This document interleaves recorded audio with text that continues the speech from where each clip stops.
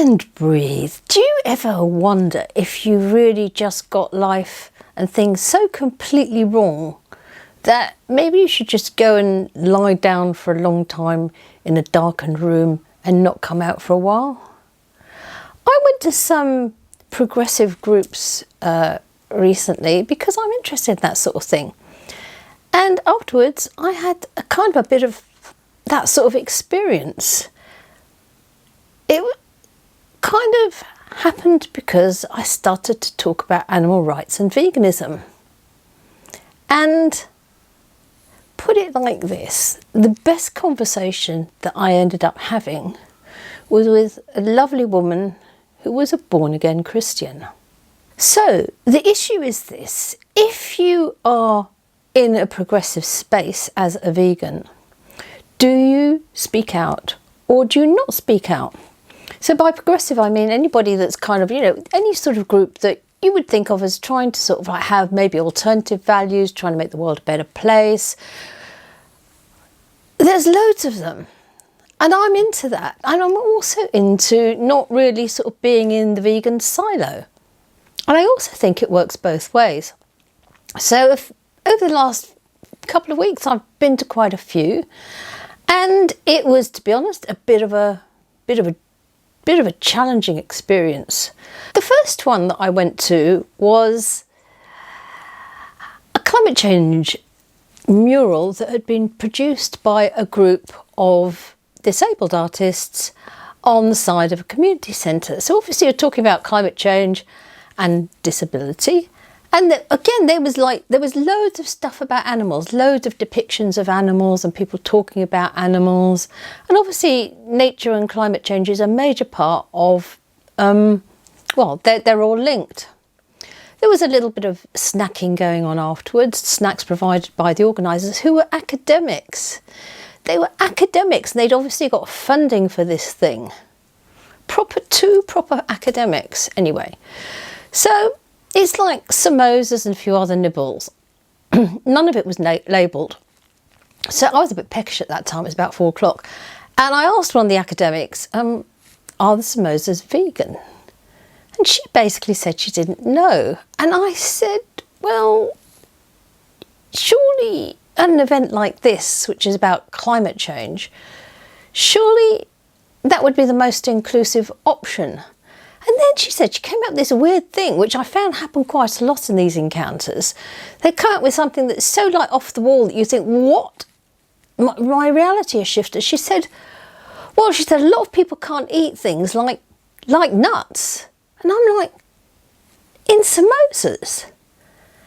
And then I said, but surely the point is that if people have got, she said, people have got, digestive problems. Some people have digestive issues. And then I'm like, well, surely if people have got digestive issues, which people may have, surely that's a really important reason to label everything.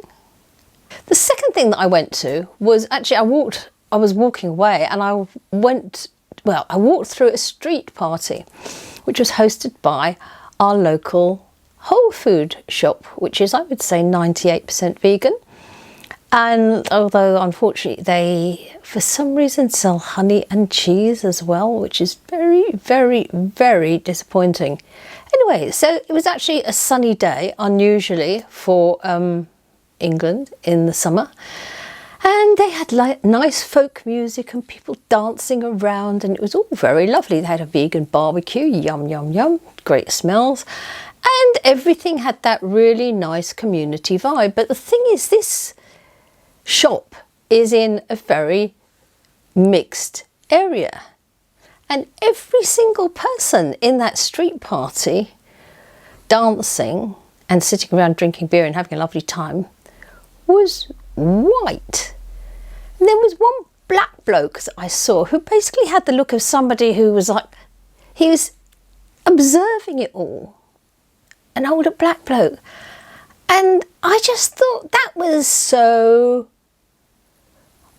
It was just like, what is going on here? We've got the opposite sort of situation. We've got the vegans and then not being really diverse, certainly in terms of race. And I don't know if there were, I think I saw a couple of people in wheelchairs actually. But I thought, well, that again is a bit like, especially in that kind of area. The next thing, now you would have thought, wouldn't you, that people who are into arts and drawing, interested enough to pay money for a class and take it quite seriously, you would have thought that they would again be on these sort of like artists' alternative, let's have a different point of view, let's not accept the status quo sort of position. So I went to this art class, and it was one of these things where they sort of give you some poems and some things to sort of spark you off with your own art or whatever. One of the poems was about bees. It was a great poem. It was really nice. I'll share it, I think. And then afterwards we were sort of like talking about, you had to talk to somebody near you about this whole thing. And she's like, yeah, blah, blah, blah, loves bees, nature, blah, blah, blah, how great it is. And I'm like, well, the actual thing about, honeybees, which was specifically what it was about, was that they actually are decimating the wild bee population because they compete for food, and honeybees can eat everything, and wild bees, their populations are falling. So this woman who was like an older, well, middle-aged sort of like lady, just sort of like middle class, just sort of went, I'm not here for this sort of conversation. And that was it. And then she sort of like moved away. And I'm like, I don't get it. I don't get it. I don't get it. So that was a bit surprising. And she made a point of not speaking to me for the rest of the whole class, which I again found a bit kind of like, are we now back at nursery school? We seem to be at nursery school level with some of these discussions. So the next one that I go to was a nice grassroots event aimed at people that want to sort of like change the world and make it a better place. That was specific, who would respond to the call out for visionaries. And I thought, oh, this sounds interesting, grassroots. Spoke to the lady who organised it, and I thought, oh, that sounds great. I know the community centre. And she's like, oh yes, I feel quite alone. I don't know many people. I want to get something going. I'm like, great, I'll support that by coming along.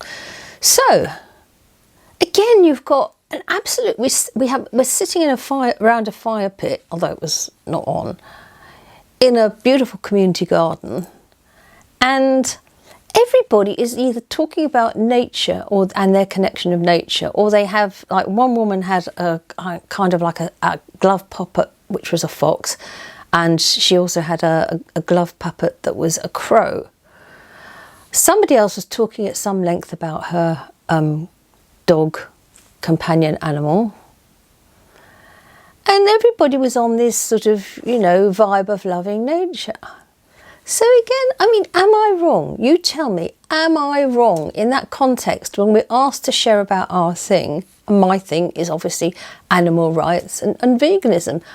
I do share about it, but I would generally sort of like start off by saying, oh yes, well, everybody's here is sort of like interested in, loves nature and this and that. You've talked about it a lot, or you've got your dog.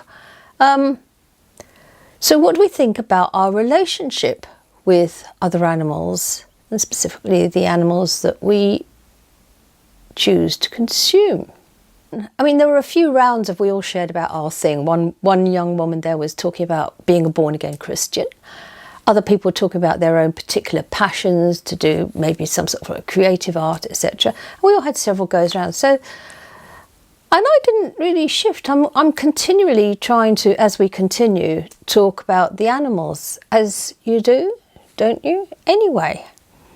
So eventually one woman just sort of like walked out with that sort of, she didn't walk out of the group entirely, but she walked out the circle.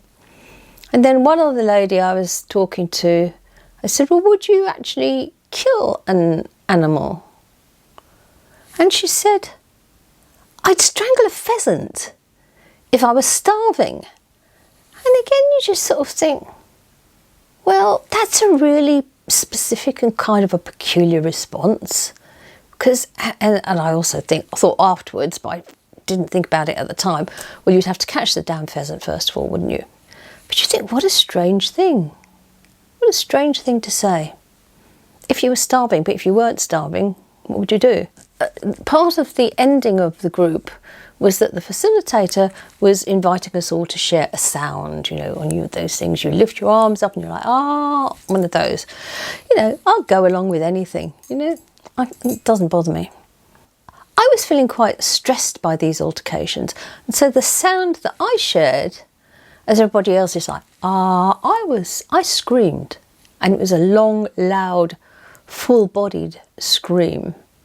And then when the facilitator did the second sound and the hands raising, I did it again. I screamed again.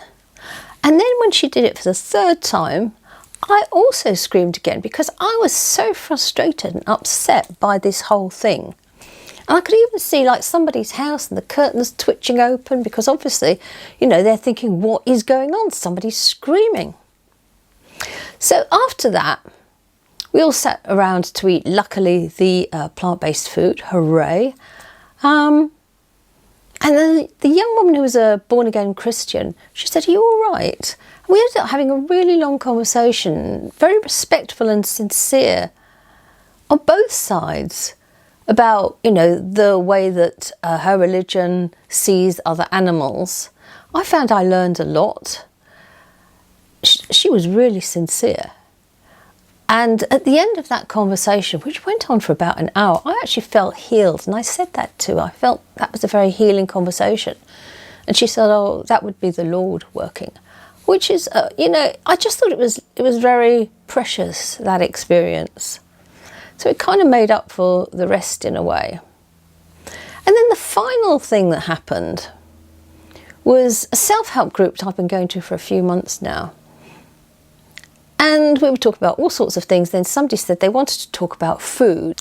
They wanted to talk about food and how it related in their lives and how they didn't really feel necessarily they had control over it. So then the facilitator says, oh yeah, we can do that as long as nobody finds that triggering. So she knows I'm a vegan, okay? She's great. I think she's great. I have a lot of respect for her and I like her. The first thing that she shares, I'm sort of sitting there. The first thing that she shares is, oh, well, my big thing is sometimes I just get this craving for a pork chop with blue cheese on top. And I just thought, I can't do this. You know, I just can't do it. So I just, you know, quietly left, you know. Somebody came out to see if I was okay. I said, yeah, fine. But you just sort of like feel like this chasm, all the connection that you think you've had. It seems to be, what am I doing here?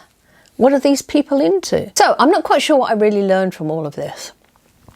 I think it's just so hard as a vegan to be in relationships with people, I mean, just general, normal relationships, day-to-day relationships with people who are not vegan.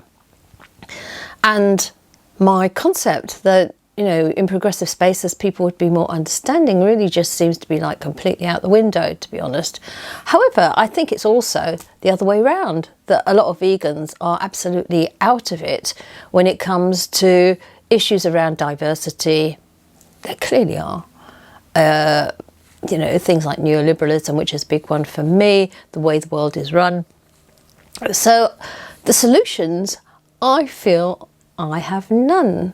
I have none, except that I was kind of upset by all of these things. I wanted to go just lie down in a dark room and just not be disturbed at all. And then this morning I did a meditation of the loving kindness one, which I did find helped a lot. So maybe that will help somewhat. But I really want to hear if you've got any ideas about how to deal with these sort of situations, because at the end of the day, you know, we do need to find some sort of common ground to unite with other progressive people and progressive groups to ideally help this shit show that the world is in and get them on the vegan bandwagon, and for us to also, you know, be supportive of them. I'm feeling a bit baffled. So over to you. I'm really, really looking forward to any thoughts or any comments or any solutions or anything that you may feel is relevant. And in the meantime, there's another video here about why people hate vegans.